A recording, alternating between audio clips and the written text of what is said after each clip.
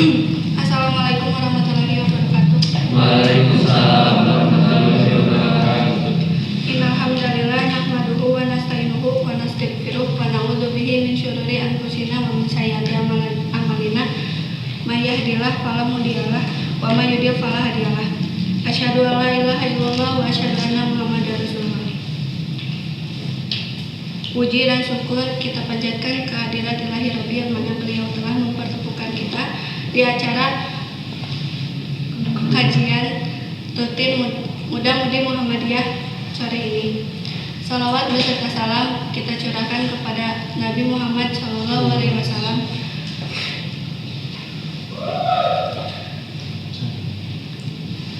Untuk membuka kajian ini, marilah kita sama-sama membaca basmalah. Bismillahirrahmanirrahim. Selanjutnya kultum yang akan dibawakan oleh Kang Heru.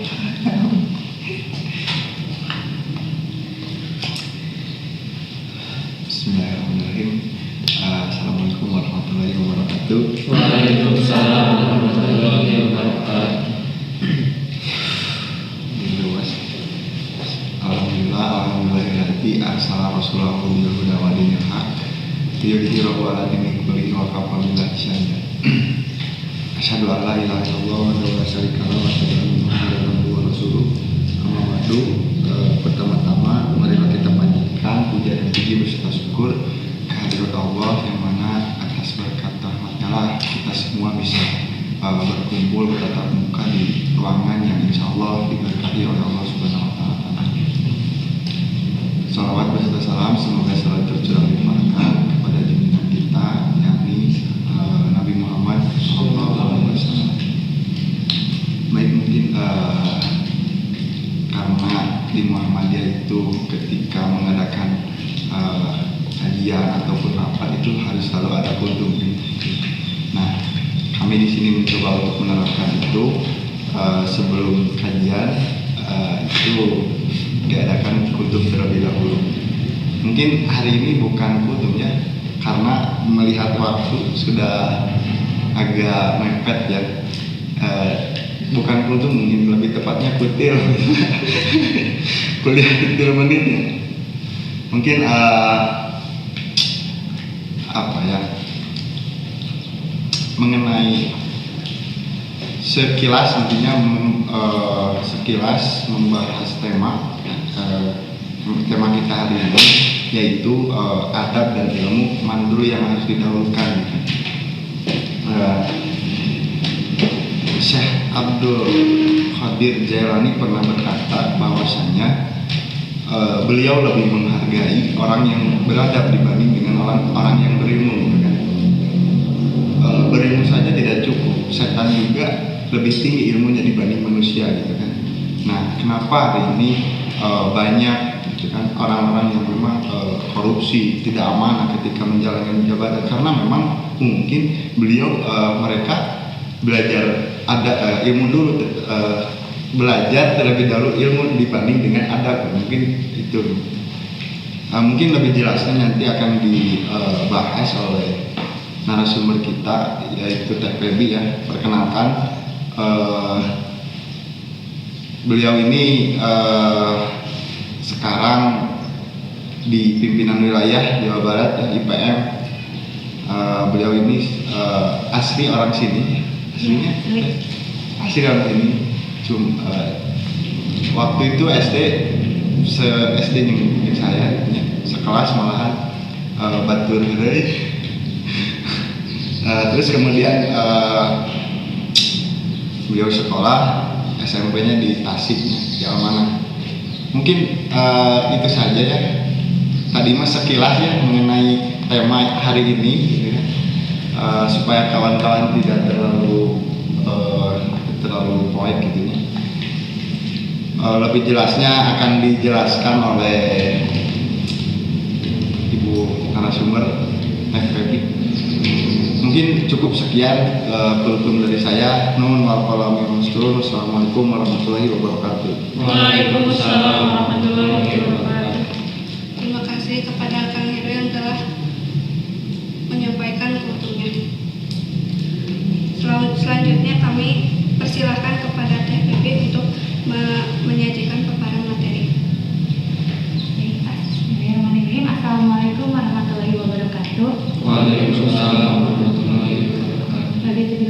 wa bil islami dina wa bi Muhammadin nabiyyan wa bi fahman. Asyhadu an la ilaha illallah wa asyhadu anna Muhammadan abduhu wa rasuluh. Pertama-tama marilah kita panjatkan puji beserta syukur kehadirat Allah Subhanahu wa taala yang mana kita dapat berkumpul untuk menimba ilmu, untuk bertukar pikiran, gitu ya, untuk menambah wawasan. Jangan lupa salawat serta salam marilah kita panjatkan kepada Nabi kita yakni Nabi Muhammad SAW, juga kepada keluarganya, sahabatnya, dan semoga sampai kepada kita. Langsung saja mungkin ya, di sini saya diminta tolong ya, walaupun saya juga masih belajar, untuk sedikit membagi pengetahuan saya mengenai adab dan ilmu, mengenai apa yang harus kita prioritaskan, adab dulukah atau ilmu dulukah. Pertama, dari pengertian adabnya terlebih dahulu, adab berasal dari kata bahasa Arab. Jadi adab itu kata kerja, adab yang artinya kesopanan, tata krama, santun, dan norma. Kalau di dalam pengertian KBBI sama juga ya, artinya kelembutan, kesopanan, dan nilai norma sosial itu di KBBI. Nah, sebenarnya tanpa kita sadari, kita juga sering tahu adab itu seperti apa, sering melakukannya, namun hanya saja kita tidak sadari ya. Dalam sehari-hari sebenarnya adab itu ada di dalam semua aktivitas kita. Lanjut dulu ke ilmu. Apa itu ilmu? Kalau di KBBI itu ilmu adalah sesuatu yang memberikan sesuatu yang dikemas oleh, jadi ilmu itu suatu proses untuk kita mengetahui sesuatu yang dikemas oleh suatu proses, akhirnya kita mengetahui sesuatu untuk meningkatkan pengetahuan kita untuk bertahan hidup. Nah, sekarang jika ditanya apa kita harus mendahulukan adab, apa kita harus mendahulukan ilmu, jawabannya sebenarnya tidak ada yang harus didahulukan, karena adab dan ilmu itu sama-sama penting. Dan ada juga yang berkata bahwasannya ketika kita memiliki adab, maka kita adalah orang yang berilmu. Namun jika kita hanya memiliki ilmu, belum tentu kita adalah orang yang beradab juga. Dan walaupun adab itu sebenarnya sederhana, hanya tata krama, norma sosial ya, norma nilai-nilai yang kita lakukan. Kayak misalnya sebelum kita melakukan ini kajian, apa dulu yang harusnya ada? Kita harus berdoa terlebih dahulu, harus ada pembukaan dulu, nggak harus langsung materi ini kajian gini kan, harus ada survei dulu ke materinya. Itu kan sebuah adab ya sebenarnya. Terus misalnya dalam belajar juga, kita sebelum belajar juga kan ada yang namanya berdoa sebelum belajar, memasuki kelas, terus duduk yang rapi, memperhatikan guru ketika belajar, itu semuanya adalah adab ya.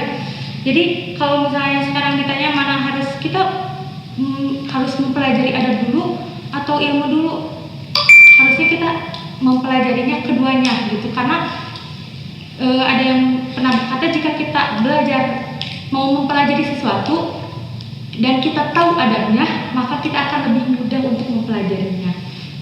Bahkan Imam Malik bin Anas itu dia pernah berkata bahwasannya saya belajar ilmu itu, saya belajar adab itu perlu waktu 6 tahun, sedangkan dia belajar ilmu hanya butuh waktu 4 tahun. Jadi begitu.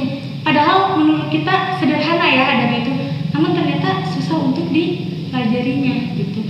Lebih susah karena lebih disepelekan ya oleh orang-orang sekarang tuh, adab tuh lebih disepelekan, lebih orang yang sekarang itu orang yang memiliki pengetahuan yang tinggi dianggapnya orang yang lebih hebat. Padahal orang yang memiliki ilmu tinggi namun dia tidak beradab, justru dia adalah orang-orang yang sebenarnya orang yang rendah. Karena sebenarnya adab itu adalah luar dari konteks agama ya. Kan kalau di agama emang kita harus berada dia menghormati sesama kayak gitu. Tapi di dalam luar konteks agama itu adat juga adalah suatu cara kita untuk menghargai orang lain.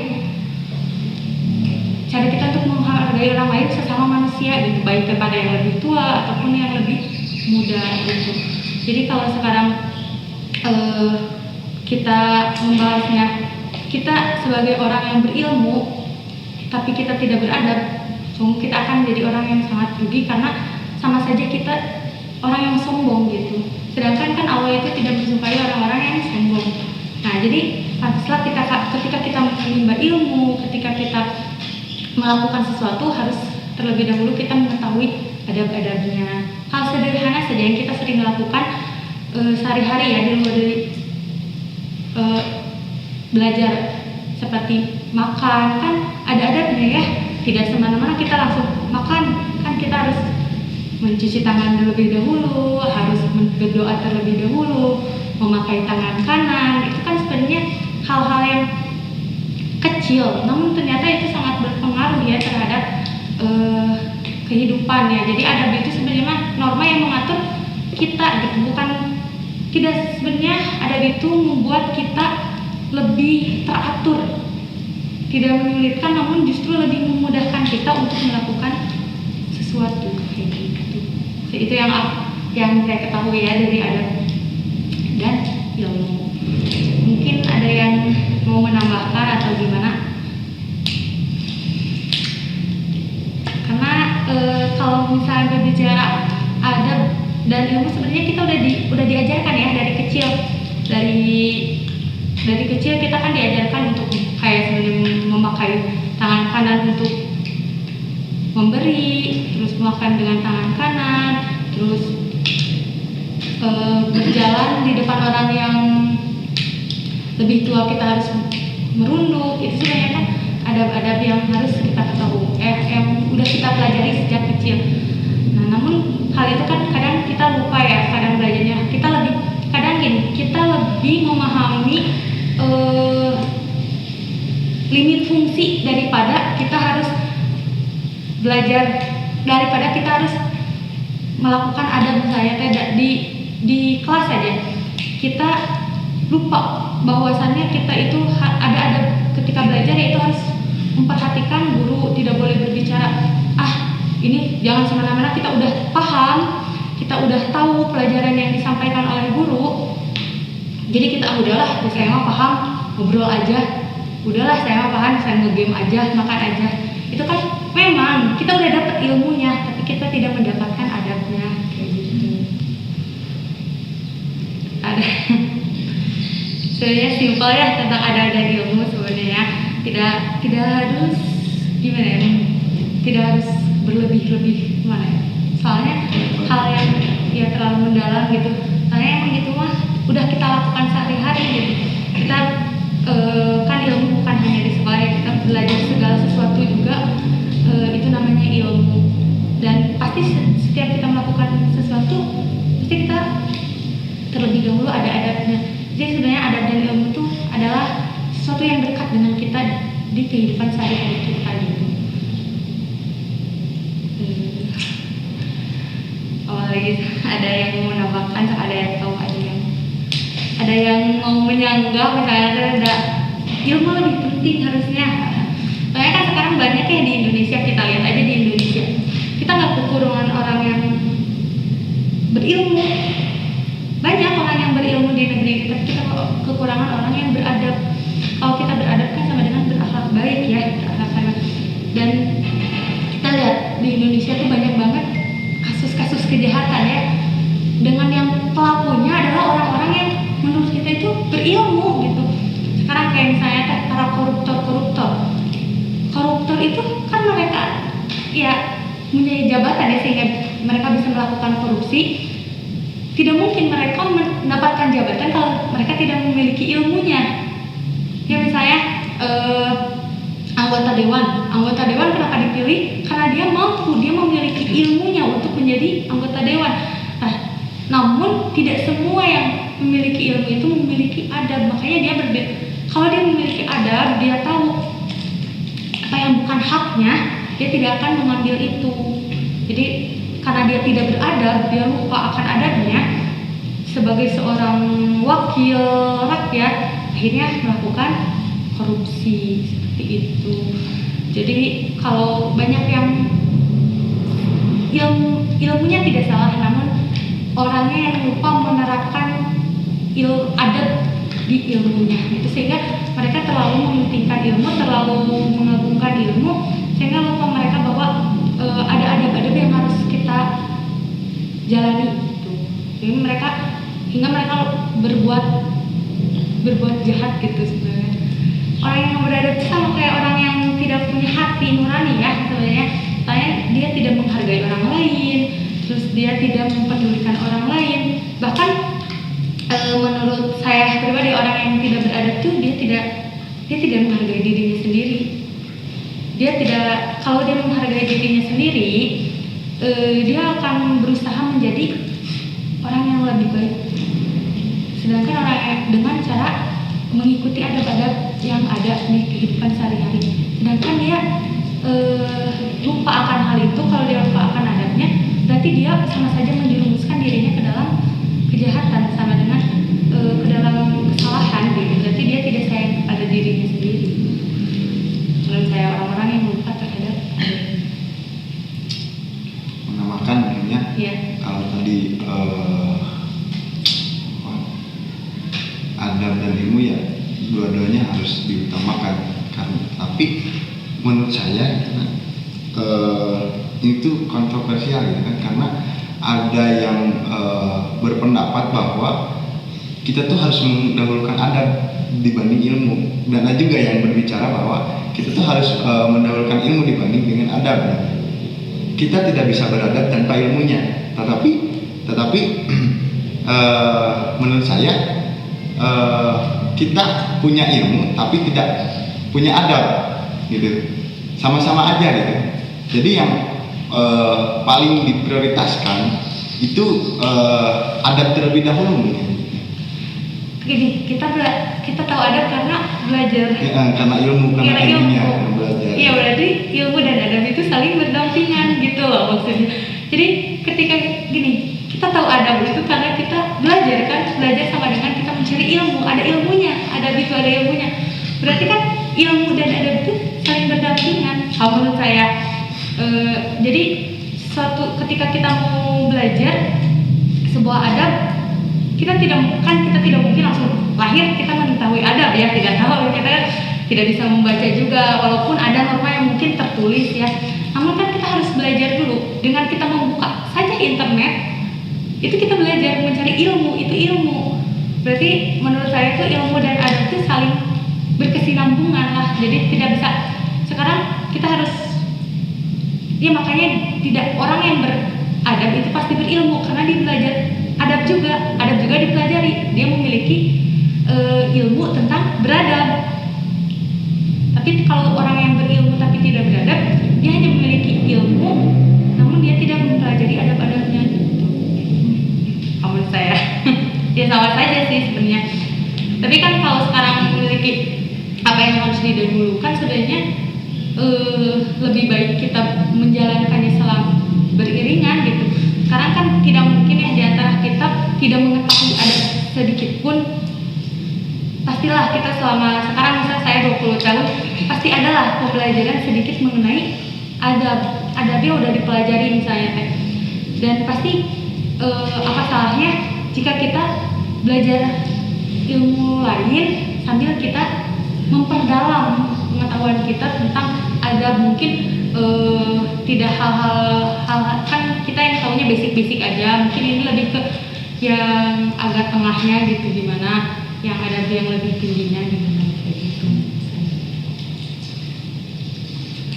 Ada lagi mungkin yang mau menambahkan atau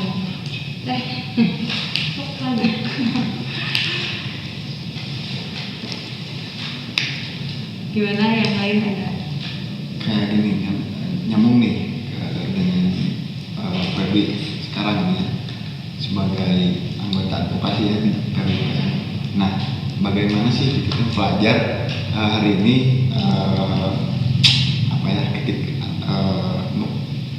advokasi ya, pembelaan terhadap pelajar yang termarginalkan itu bisa dibilang seperti itu ya. Bagaimana sih adab kita membela tetapi tidak lepas dari tetapi ada adabnya gitu, ada pembelaan gitu. Jadi kayak kenapa sih itu budak teh pembelaan tapi gak ada adabnya gitu. Kan bingung gitu kan. Ngerti deh kok. Jadi kayak nyambung dengan posisi PB hari ini kan di PWPM sebagai advokasi ya, sebagai anggota advokasi. Nah, bagaimana sih pelajar hari ini ketika melakukan pembelaan terhadap pelajar yang lain yang bisa dibilang termarginalkan gitu kan? Tetapi ketika pembelaan itu tebarbar gitu, pembelaannya tebarbar gitu, tetap kayak adab-adabnya. Termarginalkannya kan apa dulu? Kayak si pelajar teh bisa dibilang fisiknya atau apa gitu di sekolah gitu dikucilkan atau di kumaha gitu buat orang lain. Kita sebagai pelajar tindakan pembelaan Terhadap teman gitu. terus terhadap sekolah juga kayak si siswa tidak bisa membayar UAS, terus si siswa itu tidak bisa mengikuti UAS. Nah, tindakan pembelaan pelajar yang tetap keluar tina namanya ngaranna teh norma. Nah, tidak keluar dari norma pembelaan itu. Iya. Maksudnya mungkin menyampaikannya secara beradab gitu, sopan gitu ya, maksudnya mungkin ya. Kalau misalnya gini, kan setiap siswa itu memiliki hak di sekolahnya, hak dia untuk belajar. Mengenai kasus yang pertama yang bullying, itu sebenarnya kan sekolah juga udah ada ya, sekolah mana yang membiarkan bullying terjadi. Jadi sebenarnya kalau misalnya pihak sekolah itu tidak akan mungkin membiarkan yang namanya bullying ya. Itu berarti kasusnya kepada teman kita. Ya pasti hal pertama yang harus kita lakukan ya mengingatkan ya secara baik-baik, berbicara dulu, memberitahu secara baik-baik terlebih dahulu. Tapi kan gini, kita tidak bisa mengontrol sifat orang lain kepada kita. Kita tidak bisa mengontrol misalnya gini, dia nggak sopan ke kita, bukan berarti kita harus tidak sopan balik gitu. Jadi ketika kita udah membela nih teman kita yang kamu jangan gitu dong ke ini, kita sama manusia gitu. Terus dianya malah terus terus melawan gitu, terus membuli. Tapi kan kita tidak bisa mengontrol dia, soalnya kita bukan dia. Dia melakukan itu atas hak pikirannya ya, kita tidak bisa mengontrol dia. Yang kita bisa beritahu hanya kita bisa memberitahu, kamu jangan gini loh, ini dalam agama kalau membuli itu kayak gini, atau misal dalam norma sosial membuli itu hal yang masuknya ke menyimpang kayak gitu, gak boleh gitu. Terus misalnya teh dengan berperilaku baik kepada dia, soalnya kayak gini, manusia itu sekeras-kerasnya hati manusia, dia masih memiliki setitik hati baiknya. Jadi ketika ada orang yang keras-keras seperti itu, kita harus tetap berbuat baik. Kita harus mengontrol emosi, tetap sopan kepada dia, tetap memberikan peringatan kepada dia. Pada akhirnya dia pun akan lulus sendiri. Kan ada istilah batu yang ditetesi air, dia lama-lama juga akan berlubang. Kayak gitu kalau ke teman kasusnya. Kalau misalnya tadi yang sekolah yang masalah itu kan masuknya ke ketentuan sekolah, masalah yang pembelaan. Tapi kan gimana nih, sekolah ada hak kayak gitu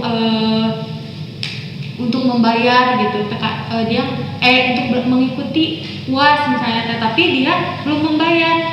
Kalau misal dari sudut pandang sekolah, bukan dia berarti tidak diberikan haknya, namun kan juga ada namanya peraturan sekolah juga ya yang telah berlaku. dia masuk ke sekolah itu berarti dia memahami peraturan seperti itu. Nah, kita bagaimana caranya kita untuk membantu teman kita untuk melawan, bukan melawan ya, gimana ya, memberikan solusi kepada teman kita. Ya kita usahain dulu, kita berdialog, adanya dialog sama pihak sekolah nih, dijelaskan kondisi teman kita kayak gimana. Ya gak mungkin ya di dalam suatu sekolah misal semuanya gak bisa bayar, gak mungkin ya, pasti ada, itu hanya beberapa orang saja misalnya enggak. Kita coba melakukan dialog gitu kepada pihak sekolah dengan baik ya, misalnya kayak meminta waktunya Pak, kita mau berjalan di masalah teman kita kondisinya kayak gini gitu.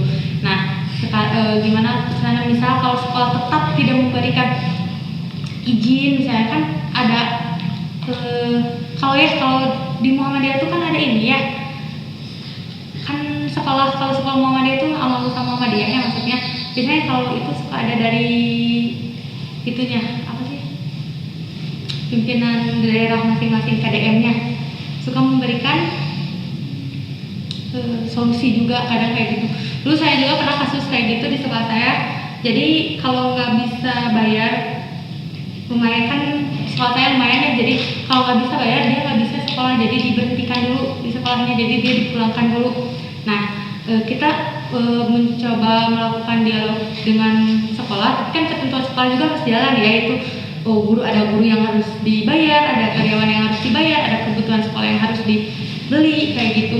Nah kita mencoba berjalannya kepada, kan kalau di Muhammadiyah ada PDM, nanti kan soalnya sekolah Muhammadiyah sama aja kayak amal usaha Muhammadiyah ya, jadi dia memberikan solusi nanti gimana nih, ada apa, ada gitu.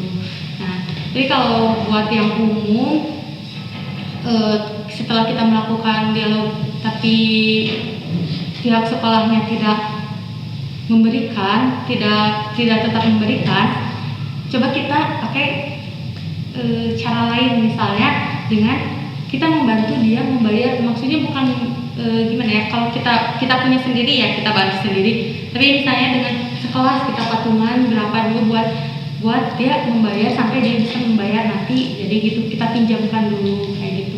Sebenarnya sekarang tuh banyak kayak misalnya mendemo sekolah gini-gini dengan apa ya, dengan sebenarnya dengan hashtag yang dinaikkan di sosial media,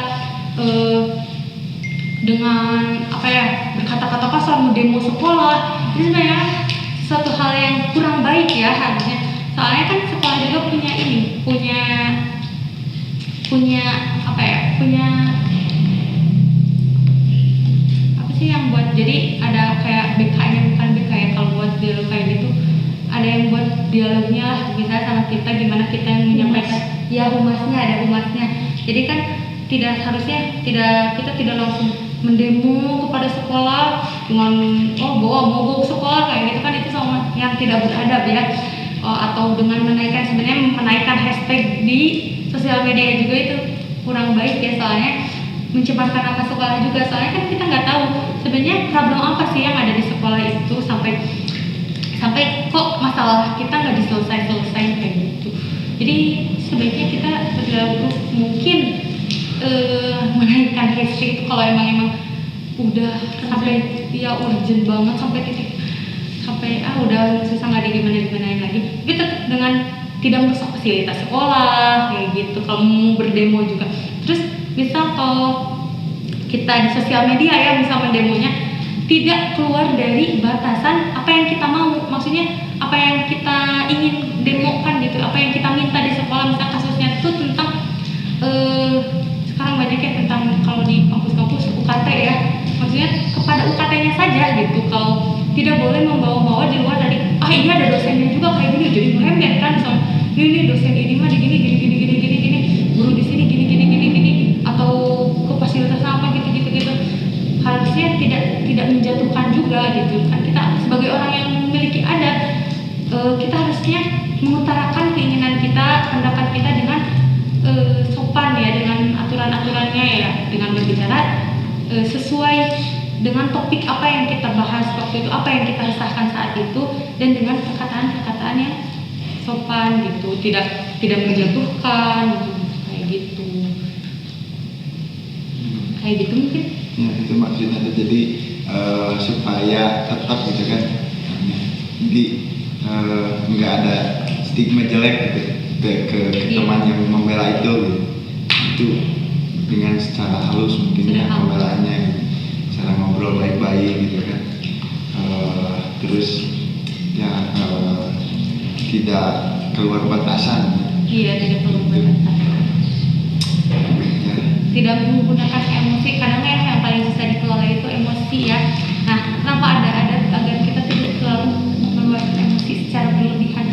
Kadang kalau kita tidak diatur, kita tidak tahu, tidak mengerti ada banyak, kita suka kelepasan gitu. Sebenarnya kelepasan suka kadang kalau lagi ngomong kita tidak ada aturannya, sama guru juga, ibu tapi kan gini kan itu meninggikan sedikit suara itu kan tidak beradab ya harusnya.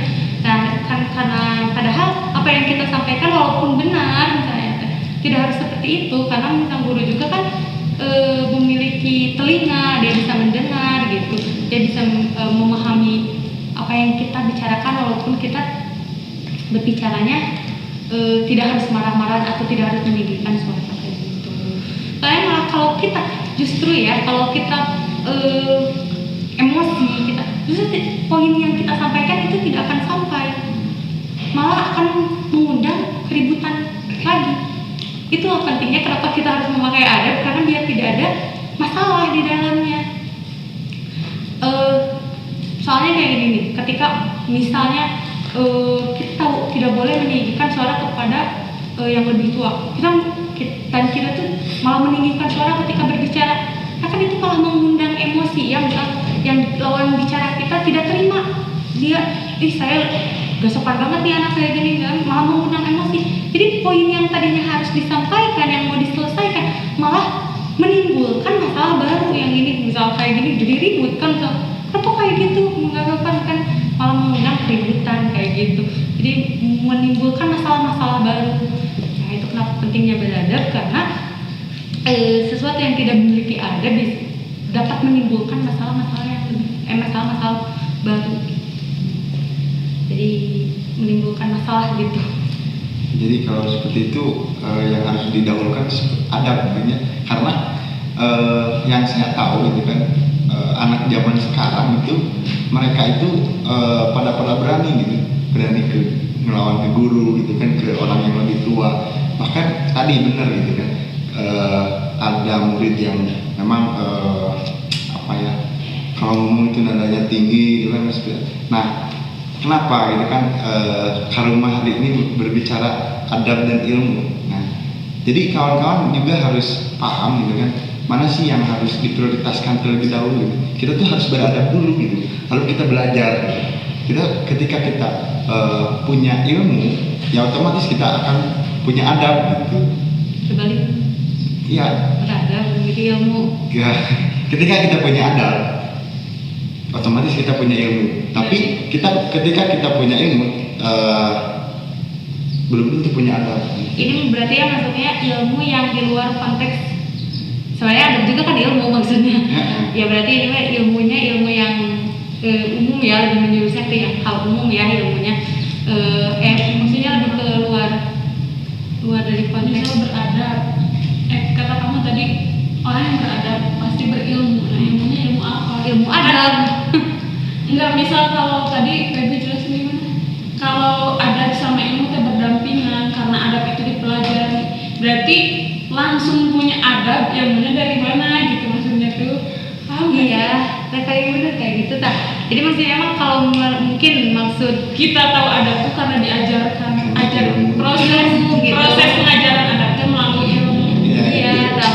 Mungkin maksud dari rumah lebih ke ilmu Lebih yang mempelajari ilmu adab Oh, lebih kayak terlebih dahulu gitu. ya tetep dia punya lewat ilmu. Iya. Iya, jadi ilmu adab itu kan berdampingan tak. Itu konteksnya jika Oh, jadi ilmu umum, namun jika konteksnya ilmu secara ilmu akademik ya akademik, kita lebih dahulukan adab kayak gitu mungkinnya maksudnya. Mungkin kenapa Heru lebih memprioritaskan adab, karena hal yang sering kita alami itu maksudnya banyak kesenjangan yang terjadi karena orang tidak beradab, bukan tidak berilmu gitu, yang lebih yang lebih menonjol gitu. kesenjangan itu terjadi ketika orang-orang banyak tidak beradab dibanding tidak berilmu. Nah, itu betul. Ya kayak gitu berarti ya benar, berarti maksudnya Pak, jika konteks ilmunya itu ilmu lebih ke akademik ya mungkin kayak gitu yang kita pelajari secara di sekolah ya gitu enggak. Tapi kan kalau ilmu secara umum ada juga ilmu ya, jadi kenapa aku menyebutkan harus berdampingan, soalnya ada juga ilmu. Kita nggak akan memiliki adab kalau kita tidak mempelajari ilmunya kayak gitu. Nah, namun mungkin kalau menurut saya itu yang konteksnya akademik, kenapa kita harus memprioritaskan adab? Berarti karena ilmu itu sebenarnya mudah dipelajari kayak gitu. Ya, kenapa? Saya emang benar kayak gitu. Sekarang yang marak banget yang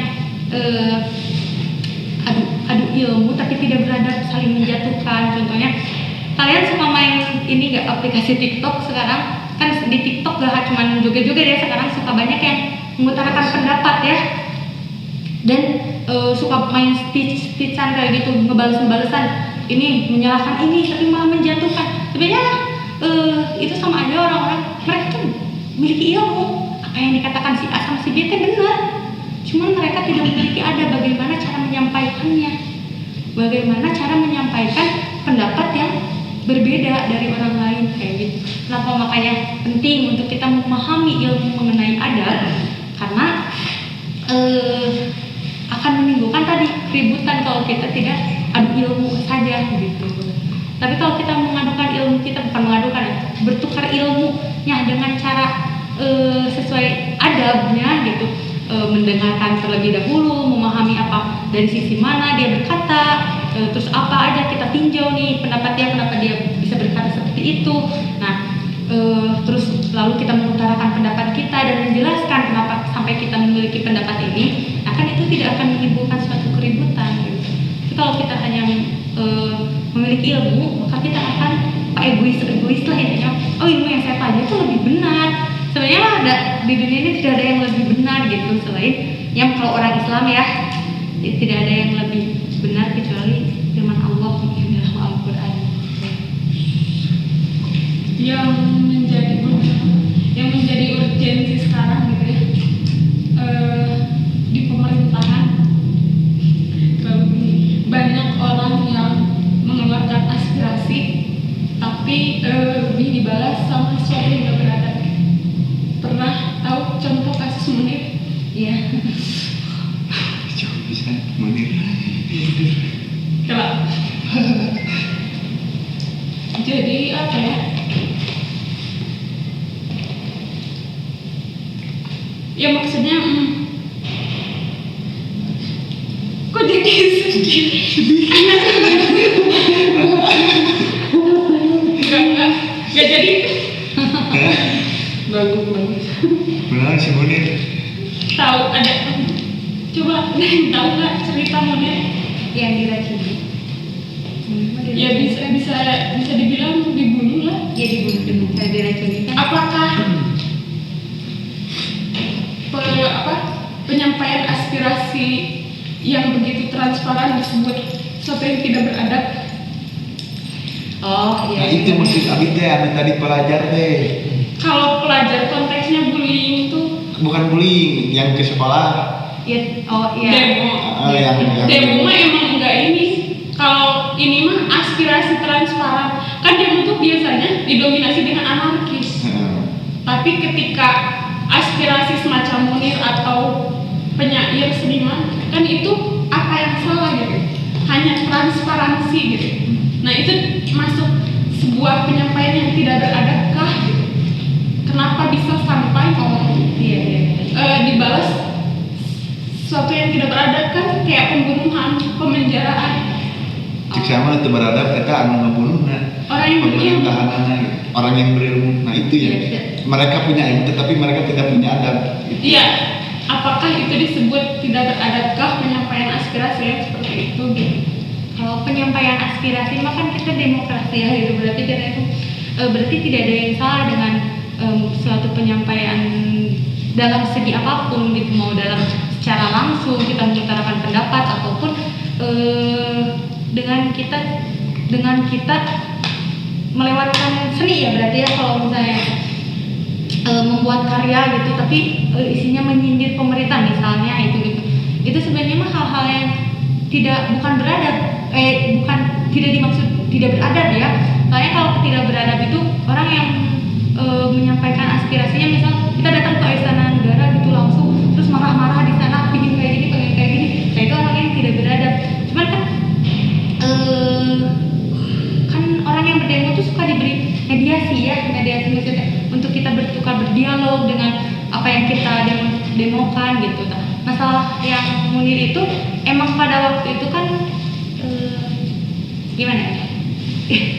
Kondisi Indonesia nya pada waktu itu pemerintahnya dengan gini menganggap orang-orang Indonesia itu masih bodoh pada waktu itu, menganggap orang Indonesia jadi mereka bisa dibodohi. Nah sedangkan Munir adalah orang-orang yang terbuka dan dia bisa tahu ilmunya, dia tahu bahwa yang dilakukan sebenarnya pemerintah kita itu sedang dibodohi kayak gitu. Jadi lebih ke arah yang tidak beradabnya orang-orang itu karena mereka merasa terancam gitu. Bukan penyampaian Munir yang kurang baik, cuman mereka merasa terancam atas kehadiran Munir mungkin kayak gitu ya kalau disebut.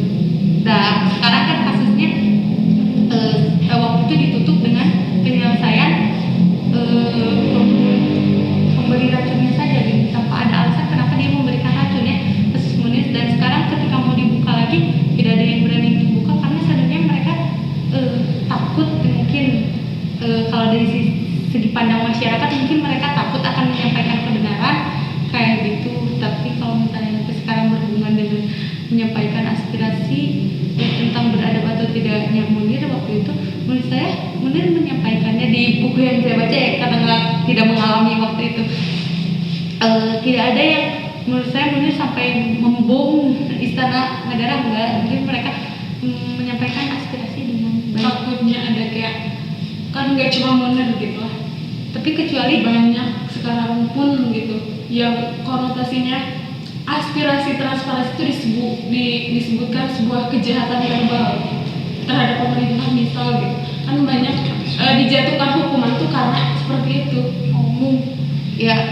Menurut kasus-kasus yang aku lihat terhadap kenapa mereka sampai di seperti itu kan mungkin karena mereka maksudnya penyampaiannya tidak baik, karena kayak masih sekarang yang membuat kerusuhan, terus adanya sekarang banyak yang memberikan aspirasi bukan karena emang ketulusan dari masyarakat untuk memberikan gagasan, tapi karena ditunggangi oleh beberapa pihak gitu. Jadi maksudnya jadi kenapa sekarang banyak seperti itu, mungkin kembali ke ulang kalau sekarang konteksnya pemerintah mungkin lebih ke arah mengamankan, mungkin ya mengamankan. Saya apa yang mereka lakukan itu tidak pure, soalnya kan sekarang yang berdemonstrasi misalnya secara aman dan tentram tidak menguntungkan pihak lawannya pemerintah gitu. Mereka baik-baik saja, misalnya kayak siapa ya, pendemo ini ketua BEM UGM, ketua BEM UI, mereka baik-baik aja karena mereka menyampaikan pendapat secara bermediasi secara tepat gitu, tidak melakukan provokasi atau penghancuran kayak kemarin kenapa banyak yang ditangkap. Jakarta kan sekarang kemarin kalau lihat ya waktu demo kemarin Jakarta sampai dirusak ya, itu fasilitas umum yang dirusak. Mungkin itu ke yang tidak beradabnya.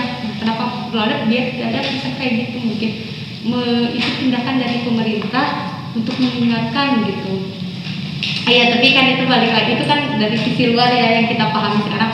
Masalah ada lain yang di belakangnya itu gitu, kita nggak tahu ya apa modus pemerintah kenapa melakukan tindakan sampai dipenjarakan. Tapi kan yang diberikan kepada publik itu sebagai tindakan karena mereka merusak fasilitas publik, memprovokasi kayak gitu, dan itu membuat kalau di dalam kita mata awam itu emang tindakan yang tidak baik gitu ya. Tapi misalnya kayak emang banyak yang menyampaikan pendapat yang tidak baik, misalnya karena mereka tidak didengar gitu. Jadi kenapa pentingnya beradab? Dua-duanya harus beradab gitu.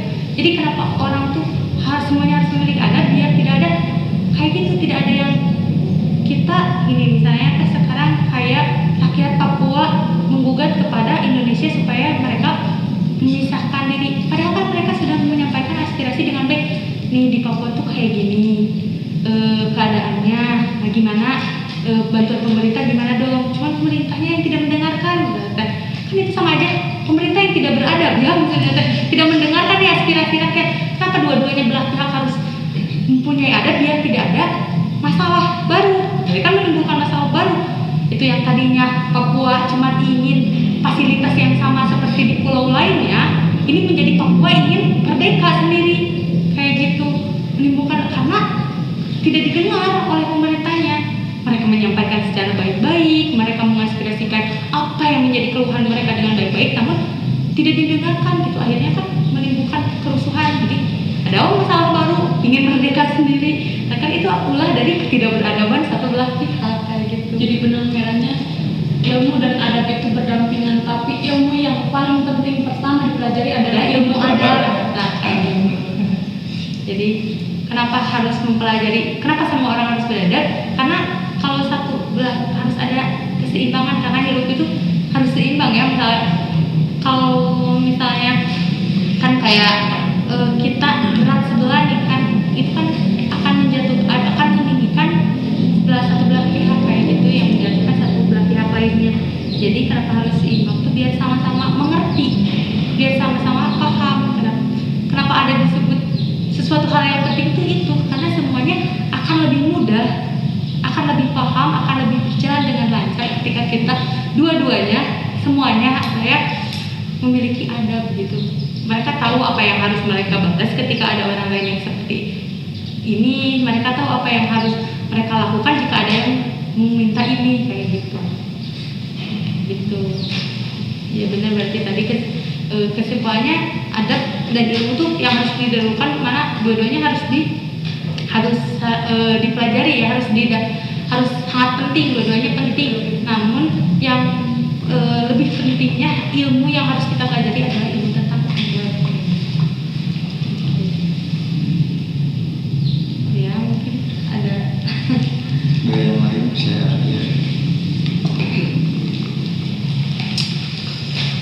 ada yang lain mungkin memiliki pendapat atau sharing pengalaman tentang orang-orang yang tidak beradab lainnya, atau tentang pribadi atau apa misalnya kelakuan apa yang menurut kita itu beradab atau ternyata itu menurut orang lain tidak. Dan kenapa ilmu adab itu sangat susah dipelajari? Karena beda-beda, bukan beda-beda gini. Kita hidup di bukan negara yang emang semuanya beragama Islam. Kita kalau beragama Islam, ya semua agama yang mereka pasti menjuru ke arah yang lebih baik ya. Cuman kan ada mereka punya batasan sendiri gitu, punya aturan sendiri. Kita pun punya aturan sendiri. Kenapa kita harus mempelajari? Kenapa kita harus mempelajari adab secara keseluruhan agar kita tidak gimana ya? Tidak berbentrokan gitu, tidak bertabrakan gitu. Padahal dua-duanya misalnya sama-sama beradab gitu. Karena biasanya suka ada juga adab yang bertentangan antara adab di agama saja dengan adab di kebudayaan gitu. Karena biasanya saling bertentangan nih, ada dua adabnya. Tapi kan biasanya dua-duanya sama-sama baik. Nah, kenapa kita harus belajar tentang adab? Biar kita paham kenapa dua adab itu mana yang harus kita lakukan dan mana yang baik. Dua-duanya baik, maksudnya mana yang harus kita prioritaskan dan mana yang kita harus jalani.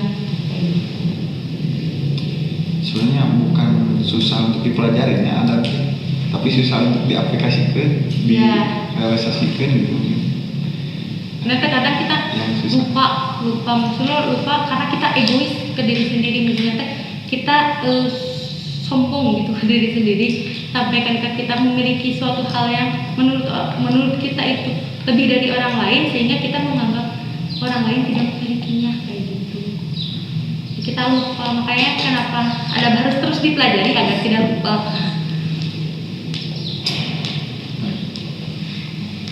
Di review. kebiasaan mungkin ya, lebih ke arah kebiasaan beradab. General sih, general banget ada bahkan dari bisa terbentuknya gitu ya, bisa teraplikasi di diri kita itu banyak pengaruh luar yang bisa mempengaruhi gitu. Setelah kita misal tahu adabnya seperti ini, bisa saja lingkungannya seperti apa, dibentuk lagi sama lingkungannya kayak gimana. Terus feedbacknya bisa jadi misal orangnya ada yang beradab bersifat baik, tapi ketika diterapkan malah dapat feedback yang tidak baik dari orang, kan bisa jadi orang adab yang terbentuk bagus bisa jadi jelek. Banyak banget, maksudnya terlalu general gitu ya. Bisa apa aja yang mendominasi. Makanya kita harus terus belajar mengenai adab biar Kayak semacam ada pembaharuan gitu. ya pembaharuan bagaimana kita mengaplikasikan adab di lingkungan yang seperti ini. Bagaimana kita beradab di lingkungan seperti ini yang mungkin memiliki perbedaan terhadap apa yang kita lakukan. Kenapa harus terus dipelajari? Kenapa sulit untuk dipelajari? Kenapa mungkin lama untuk dipelajarinya? Seperti itu. Soalnya adab itu benar tadi Bapak akan kita ketika ke lingkungan baru akan menemukan hal yang baru atau ketidakcocokan lingkungan kita, misalnya kayak kebiasaan lingkungan kita dengan hal baik atau mungkin perbedaan terhadap pemaknaan pengaplikasian adab itu sendiri. Makanya kita harus terus belajar. Ya. Jadi tidak bisa dong kita menyebutkan manusia misal orang ini beradab atau tidak. Kalau dari satu sisi kita misal kita hidup di lingkungan yang serba baik gitu, tapi punya teman hidup di lingkungan yang memang adanya tuh beda sama kita nggak boleh menjudge bahwa orang itu tidak beradab gitu. Enggak gitu juga.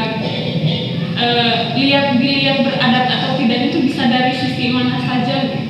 Bisa dipengaruhi oleh lingkungan seperti apa, terus banyak Ya karena kan yang membedakan manusia dengan binatang atau makhluk hidup lainnya, ya kita memiliki pikiran untuk kita berpikir. Kalau kita bisa mempelajari tentang adab, sopan santun, cara menghargai orang lain, itu karena kita diberi pikiran kan. Kenapa? Makanya kita adalah yang istimewa lah dari ciptaan Allah yang lainnya, karena kita memiliki pemikiran, ilmu sehingga kita bisa beradab kan. Kenapa sekarang orang yang tidak beradab suka dikaitkannya dengan hewan misalnya, ini kayak apa.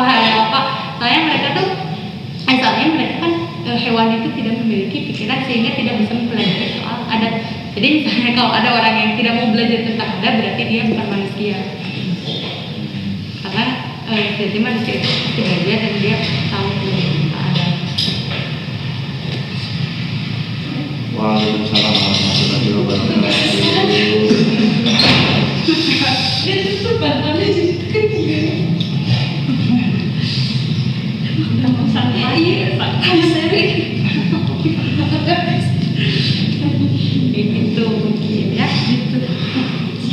Jadi itu ya kawan-kawan, kenapa gitu kan kita dari awal gitu, dari sejak dini gitu kan harus belajar tentang ilmu adab, karena orang-orang kayak tadi kayak yang membunuh Munir itu tuh mereka tuh orang-orang yang berilmu tapi mereka tidak beradab gitu.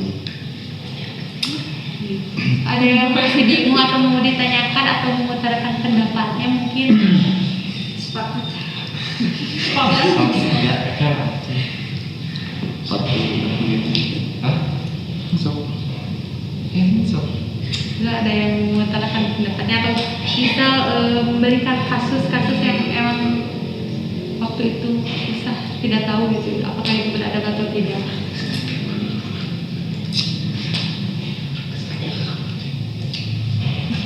Nah sebenarnya kalau kita belajar di sekolah tuh ilmu adab tuh ada, cuman kita yang tidak peka. Sekolah mengajarkan misalnya ya senang susah belajar adab soalnya tidak dipelajari di sekolah. Enggak, sebenarnya di sekolah itu kita juga belajar diajarkan untuk beradab. Cuman kitanya saja mungkin yang tidak peka dengan adanya peraturan-peraturan sekolah, dengan adanya sistem-sistem sekolah itu semuanya sebenarnya melatih kita untuk menjadi orang yang beradab. Seperti itu. Cuman kita terkadang tidak peka terhadap hal itu gitu.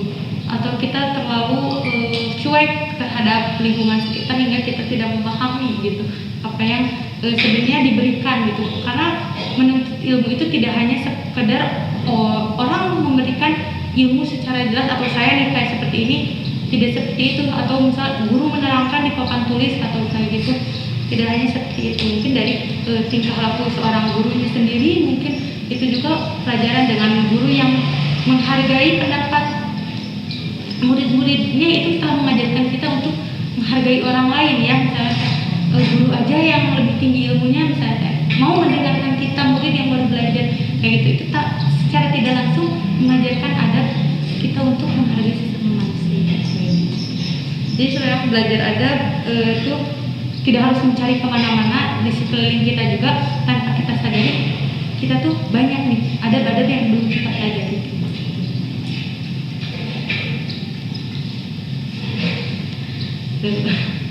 Saya menambahkan dari subuh Terlagi sudah menambahkan. Bahkan kayak secara nggak langsung, misal kita hidup di suatu lingkungan, ada kan yang namanya norma masyarakat gitu. Nah itu salah satu pengajaran adat secara tidak langsung gitu.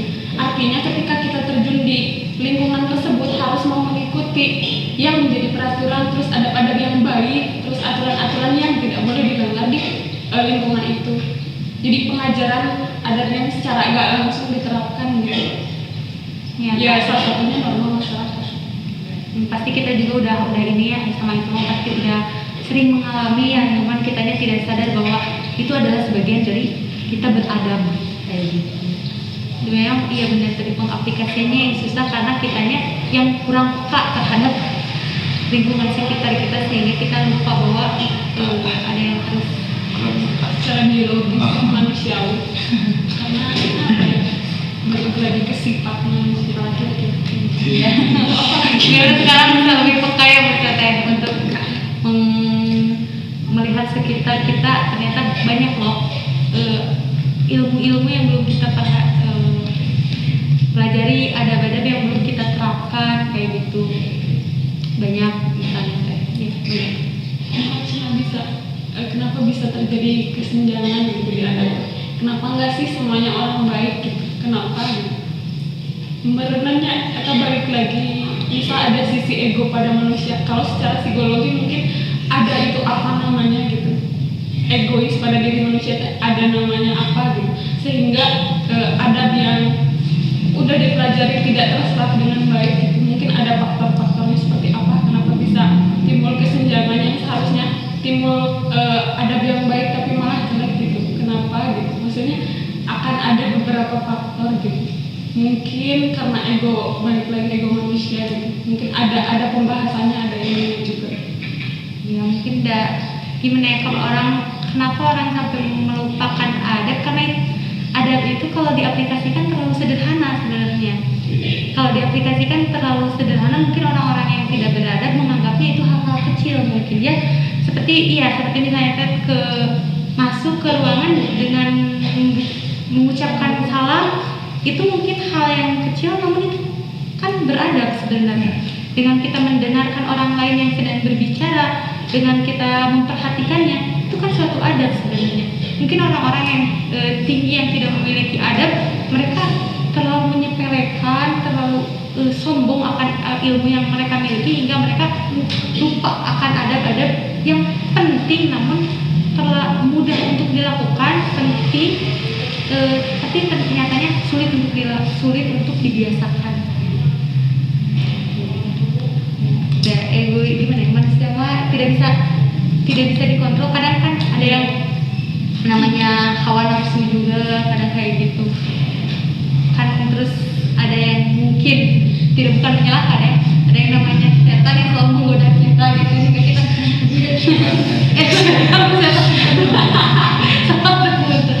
jadi sehingga kita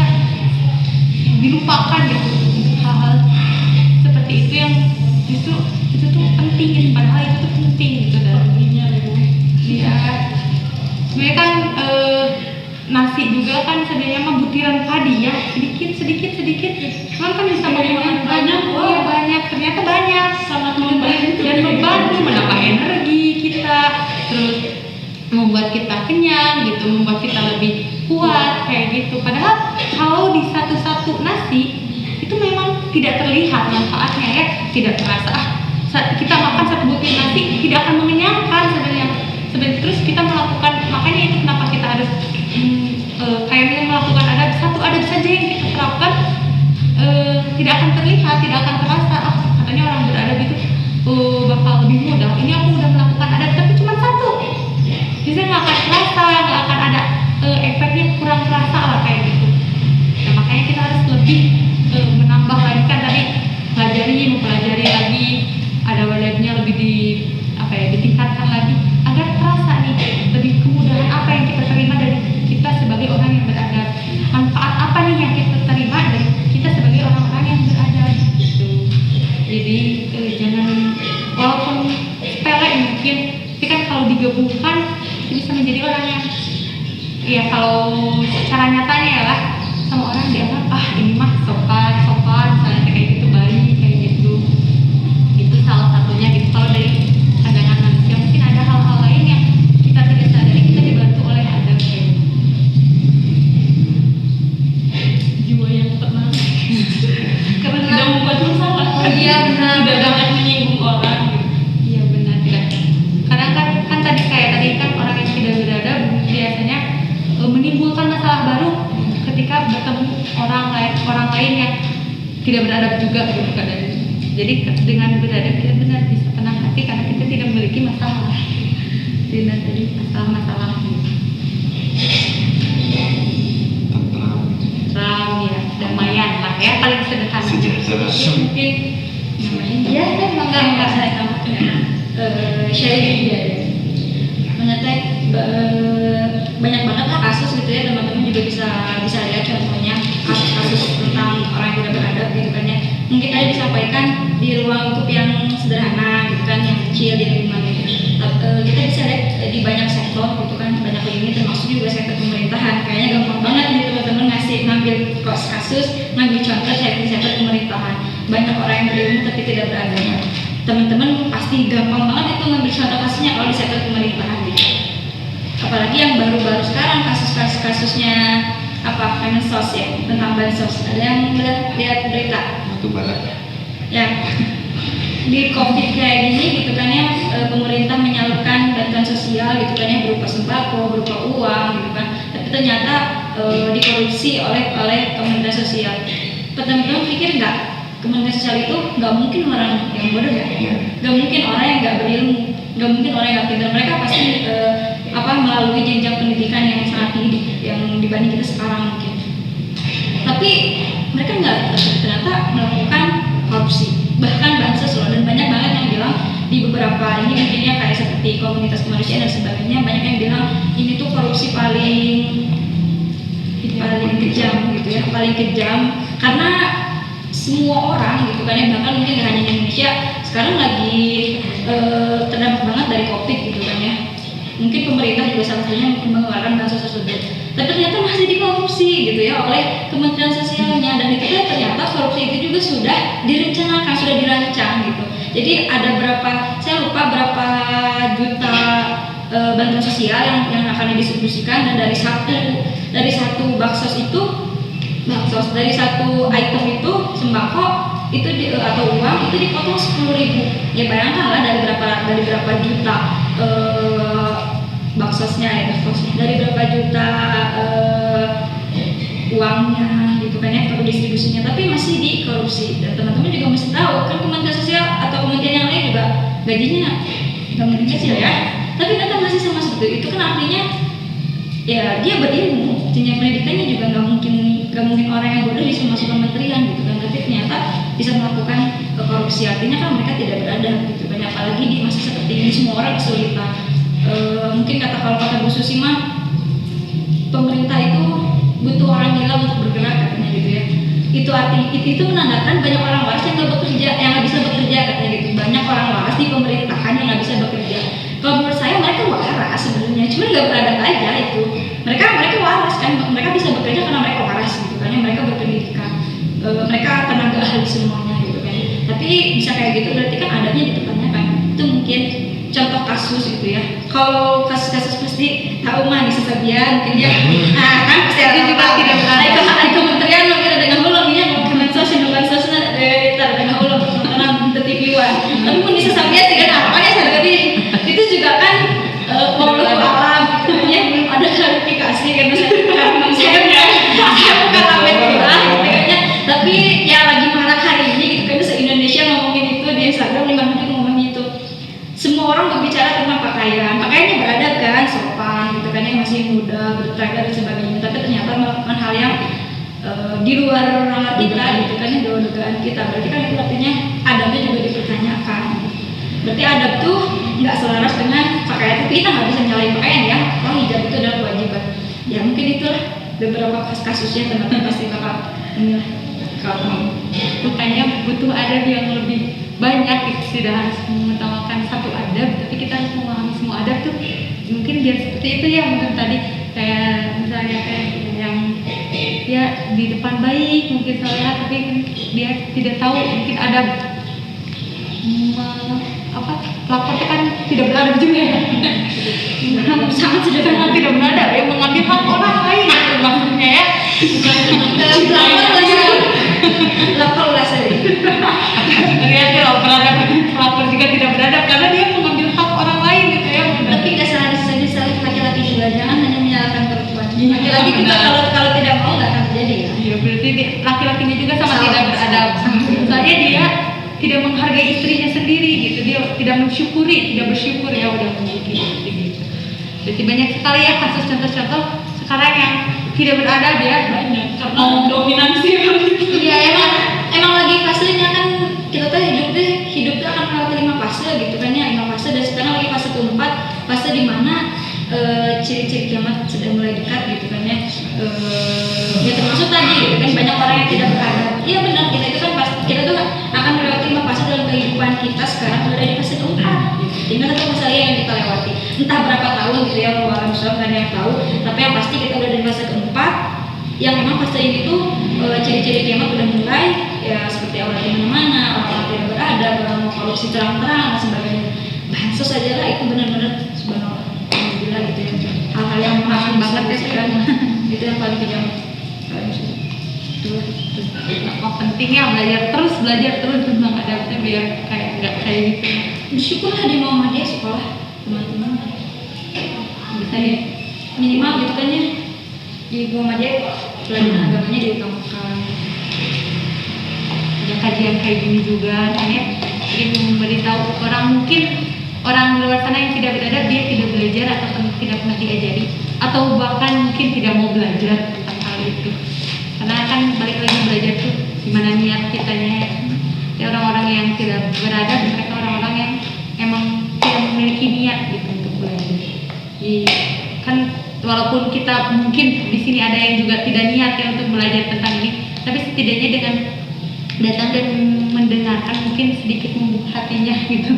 Ada pencerahan untuk melakukan kebaikan gitu. Karena karakter orang tuh dibangun selain dari diri sendiri. Faktor utama, tapi bukan faktor pertama. Faktor utama itu kan dibentuk oleh lingkungan. Nah teman-teman ya bersyukurlah gitu. Sekolah di Muhammadiyah dulu saya juga gitu. Dulu saya pernah berpikir sekolah di Muhammadiyah, ya Allah sekolah Muhammadiyah saya itu kecil banget, jauh banget sama saya dulu SMP negeri. Negeri kan satu angkatan salah 8 kelas, salah itu 27, jangan dan sebagainya. Pas ke sekolah SMA Muhammadiyah, satu angkatan bertilu, salah 8 kelas. Tapi ternyata di balik itu bersyukur banget gitu, lingkungannya nggak pernah ngajak kayak aneh-aneh gitu. Malah ikut IPM pada akhirnya sering-sering kajian seperti ini. Ini kan lingkungan yang gak pernah kita minta sebenarnya gitu ya, tapi datang sama kita ya itu kita harusnya bersyukur gitu. Jadi karakter kita jauhlah dari yang tidak beradab gitu, karena emang lingkungan kita tidak seperti ini gitu kan ya, teman-temannya beradab semua. Gak mungkin anak sama dia tidak beradab. Makanya ya harus sangat bersyukur gitu ya teman-teman, bergaul, berkumpul dengan lingkungan yang Muhammadiyah. Dan kalaupun ada yang menyalahkan Muhammadiyah, Iya, jangan. Setidaknya ketika kita melakukan hilapan, mungkin hilapan ada lingkungan yang bisa mengingatkan, mungkin ya, nanti ada yang bisa mengingatkan kita dan menuntun kita untuk kembali ke jalan yang lebih tepat mungkin. Ya itu penting belajar ilmu akal, karena selain hati teman-teman tenang gitu kan, teman-teman ini juga dihargai gitu kan. Bahkan tadi kata saya juga Syekh Abdul Qadir Jailani itu lebih menghargai orang yang beradab dibanding dengan orang yang berilmu gitu. Mungkin kata-katanya tadi di pemerintahan tidak ada orang-orang yang waras gitu kan yang bekerja. Mungkin dia tuh mereka tuh setan semua gitu. Waras ya Setan KB gitu. Bisa-bisa lah gitu kan.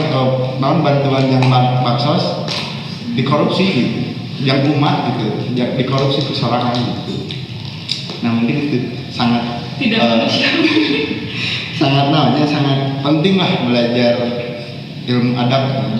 Ya walaupun di sekolah secara teori ya tidak disampaikan, tapi lebih ke pengaplikasian. Kayak guru tadi menghargai anak-anak yang berpendapat gitu. Itu secara tidak langsung memberikan pelajaran kepada kita bahwa kita tuh harus menghargai orang gitu, menghargai ya walaupun kehasan apapun tetap kita harus menghargai gitu. Mungkin itu. Ya mungkin jadi pembahasan tentang adab itu menyangkut ke seluruh unsur aspek kehidupan ya misalnya. Karena di setiap aktivitas kita tuh semuanya ada adabnya gitu. Jadi adab tuh luas jangkauannya, tidak hanya kita tentang bagaimana kita beradab dalam menuntut ilmu, tapi bagaimana kita menjalankan aktivitas kita sehari-hari pun kita perlu beradab gitu ya.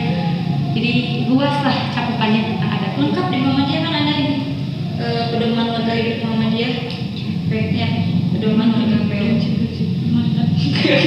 ada kan pedoman warga hidup Muhammadiyah. Pedoman cita-cita hidup, pedoman hidup dan cita-cita. Pedoman dan Pokoknya itu isinya tentang tata cara kita hidup sebagai warga Muhammadiyah. semacam pasal-pasal. Gitulah pokoknya bisa mengatur dan membimbing kita berbagai itu. Tapi sebenarnya di sekolah juga diajarin ada, maksudnya nggak hanya secara aplikasi, tapi pelajaran PAI itu pasti ngebahas akhlak. Kalau di Renjak itu ada mata pelajaran khusus akidah akhlak. Jadi ada akidah akhlak, ada PAI gitu ya, beda lagi gitu, ada dua. Tapi kalau misalkan memang nggak ada akidah akhlak ini, tapi itu pasti nyatu ada di PAI, itu pasti disampaikan. Di Muhammadiyah juga pasti disampaikan mengenai adab. Tinggal kitanya saja yang mau belajar nanti gitu, ilmunya udah dekat dengan kita gitu, pelajarannya kita udah maksudnya ilmunya udah dekat dengan kita, mudah untuk didapat, cuman tinggal kitanya nih mau atau enggak kita untuk menjadi orang-orang yang lebih mengetahui adab tentang ilmu tentang adab kayak gitu ya. Banyak yang kesinggung sih soal adabnya.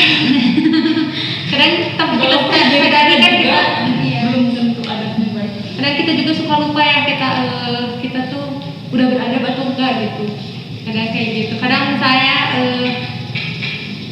minum sambil berdiri juga itu kan sebuah adab harusnya. Kadang kita lupa sebuah adab yang mungkin emang tadi adab tuh hal-hal yang kecil namun sulit diaplikasikan gitu. Mudah banyak untuk dipelajarinya, cuman kita kadang malas untuk mempelajari hal-hal kecil gitu, hal-hal yang kita anggap remeh lah kayak gitu. Nah itu sangat berpengaruh gitu.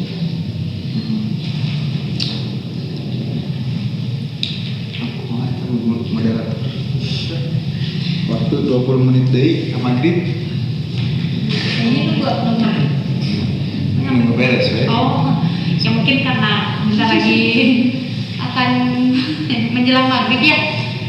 Alangkah lebih baiknya kita ini bagus berkumpul, tapi alangkah lebih baiknya kita kalau mendekati maghrib bersiap-siap untuk jadi ya sholat gitu. Kebiasaan di PM gitu. Iya. Kebiasaan di pemuda gitu. Kajian, kita subuh, berbagai subuh kesalahan. Always gimana?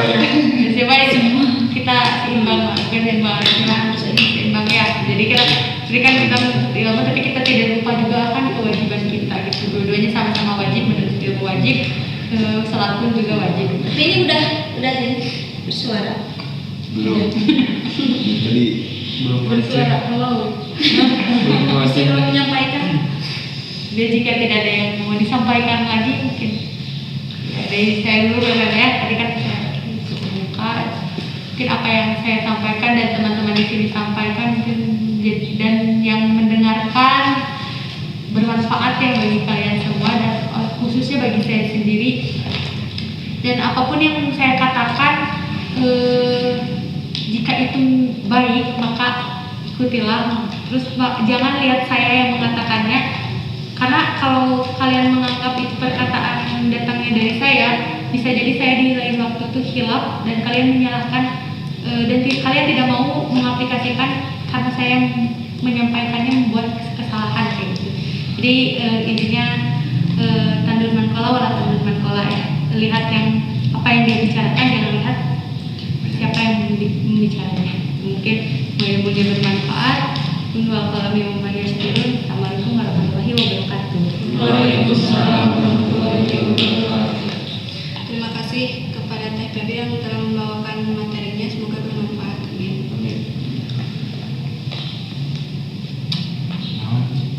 Closing statement narasumber terakhir bisa Saya kata-kata mutiara. kata-kata mutiara. Kata-kata kerja. Oh, iya. Kesimpulan. Kata-kata. Mau Jadi dibikin udah assalamualaikum tadi. Kenal.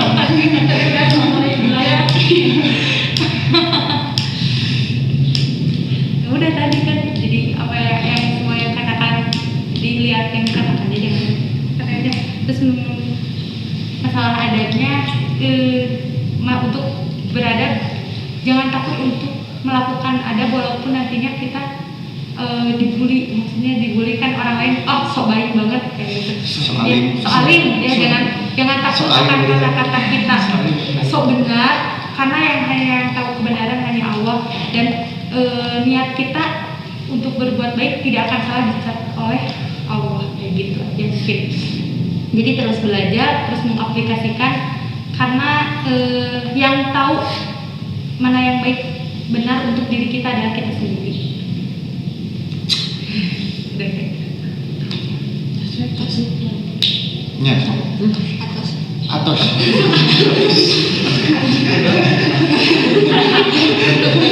Bebas masih ini. Sekian kajian rutin Muda-Mudi Muhammadiyah sore ini.